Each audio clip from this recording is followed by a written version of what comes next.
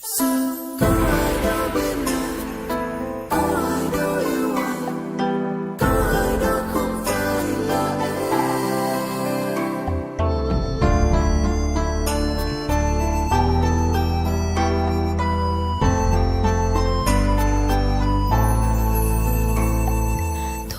người ơi, anh về đi nhé anh.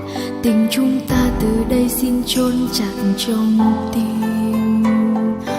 Em cầu mong ở đâu anh cũng yên bình. Tình yêu mới sẽ cho anh nhiều hạnh phúc hơn.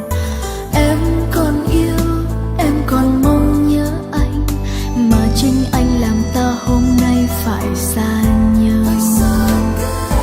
Bao lần anh dối gian em bỏ qua rồi, nhưng anh vẫn xem yêu đương như một trò vui.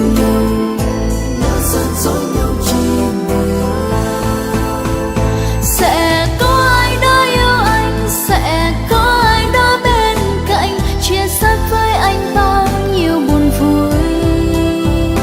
Tình yêu không như trò chơi, em không muốn con tim nhỏ nhoi của em lần nữa phải đau vì yêu anh. Đừng níu chỉ đưa tay em đến lúc em muốn dừng lại. Em biết nếu bên anh không bình yên, đành thôi ta không nợ duyên, hai ta cứ xem như bạn thân. Đừng níu kéo hôm nay